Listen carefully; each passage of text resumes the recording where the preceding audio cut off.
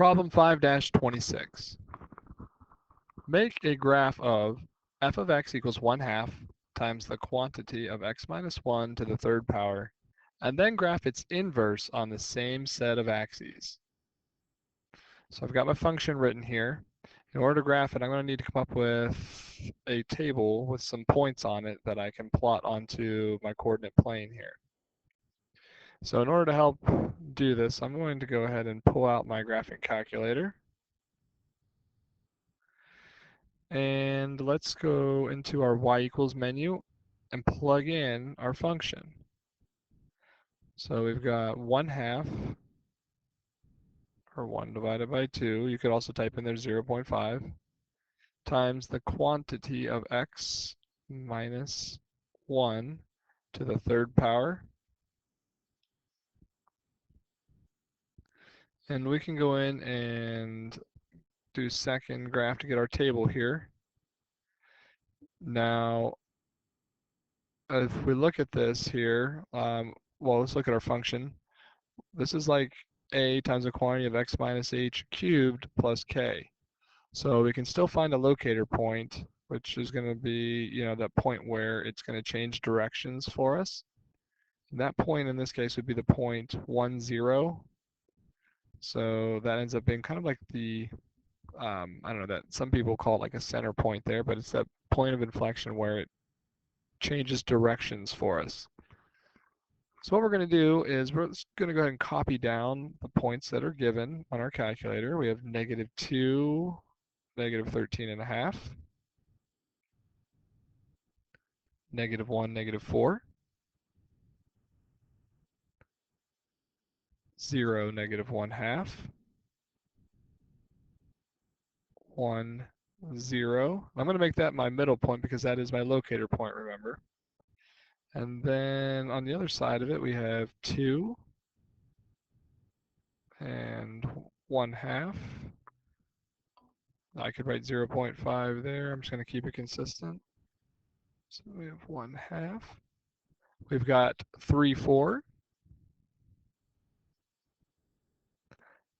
And last but not least, 4, then +13.5. Now before I go over here and I start plotting my points, since I've already typed it into my calculator, I can look at my graph on my calculator to kind of get an idea of what it looks like. So I've got my cubic function, that curve to it there, and my locator points right here at the point 1, 0. I'm going to go ahead and plot these points on my coordinate plane over here. So I'll start out with my locator point, which is the point 1, 0. So let's do -2, -13.5. I go back to down 13.5. I don't have that many spaces on my graph, but I'll just kind of estimate it'd be out here somewhere. And do each of your points. -1, -4. I've got 0, -1/2. Our 1, 0, then our 2, 1/2. 3, 4. And last but not least, the point 4, 13.5, which will extend beyond our coordinate plane there. So do your best there to connect your points. I know it can be difficult, especially since you can't use a ruler with these curves. I'm going to concentrate here.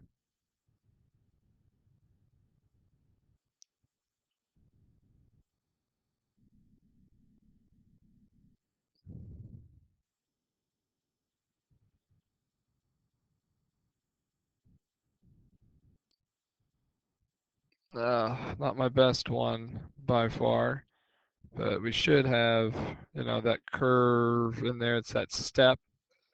It's hard to draw with the program that I have there, but hopefully you get the idea. If not, look at the calculator.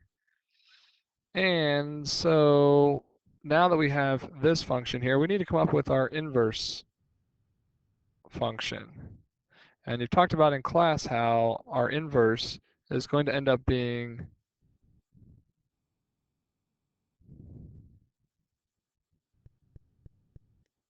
function where the outputs from our original function are like its inputs, and then when we plug those in, our outputs for the inverse function were our original inputs there.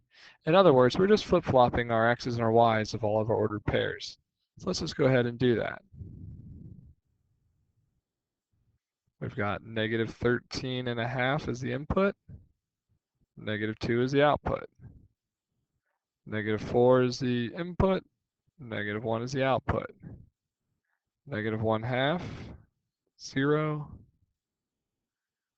0, 1, 1/2, 2, 4, 3, and 13.5, 4. Notice we still don't even know what the equation for this function is, and that's okay. We don't have to have it in order to be able to graph its inverse. So let's plot our points on here for our inverse function. So we're going to do negative 13.5 and then negative 2. So we'll be down somewhere back here for mine. I have negative 4, negative 1. We have negative 1/2, 0.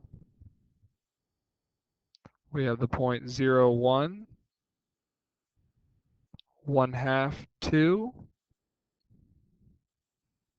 4, 3. And then 13.5, 4, which would be somewhere up here. So you can kind of see our shape here as it goes along here, and it curves up and then goes out the other way. Again, do your best to draw it in there. Hopefully you are more successful than I was in the last one. And we'll be more successful in this one as well. So it's got a gradual curve in. And then we're going up. Gradually going out. That was a little better. So you'll see there, this has that reflection that we were looking for in our lesson over that line y equals x. I'm going to go ahead and just plot it on here. It does not require you to do this part. I just want you to see it. So I'm going to get out my line tool here for just a moment.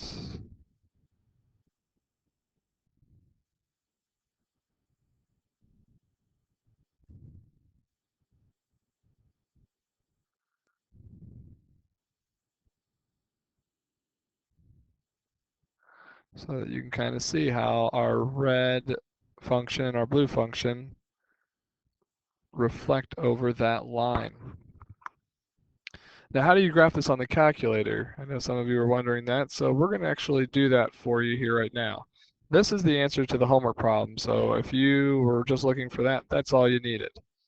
I'm going to come up with the equation, and then I'll show you how to do it on the calculator here as well. So if I want to come up with the equation for the inverse of function f, I'm going to look at this here and think about, well, what did I do to x here?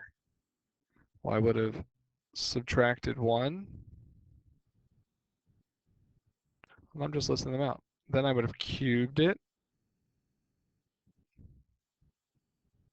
And then I would have multiplied it times 1/2, which is the same thing as dividing by 2.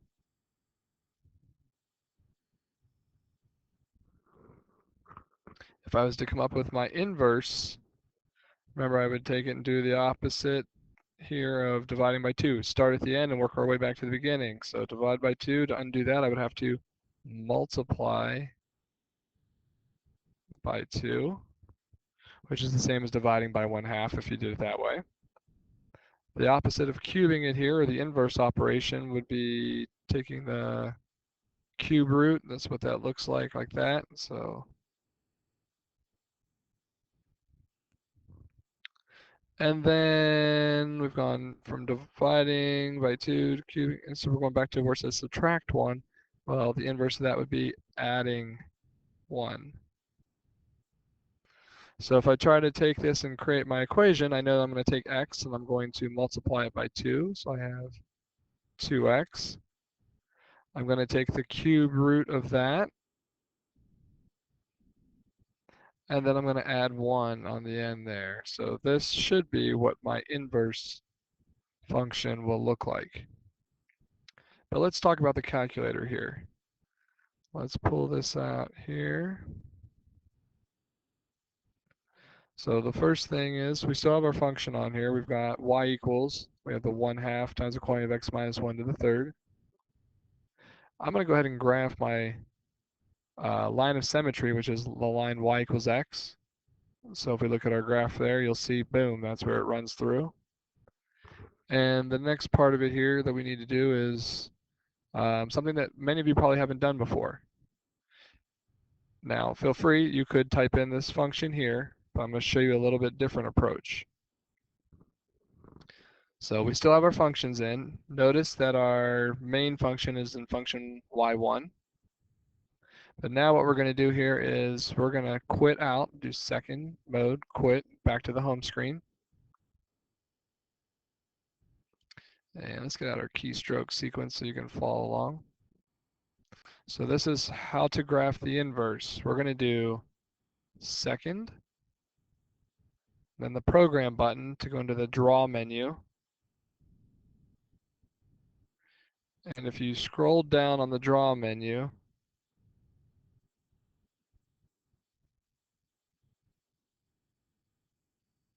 I missed it there. Let's do it again.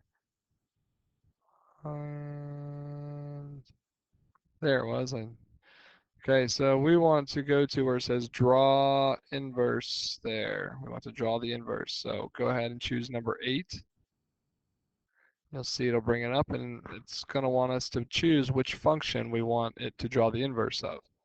So the way we do this is we use the vars key. Press vars. We're going to go to y vars, so arrow to the right one. We're going to choose number 1, our function, and the function we want to come up with the inverse for is y equals y1. So we're going to take it and hit enter. So it says draw the inverse of this function. Yes, we want that to happen, so we're going to hit enter. And you'll see it will sketch in the inverse.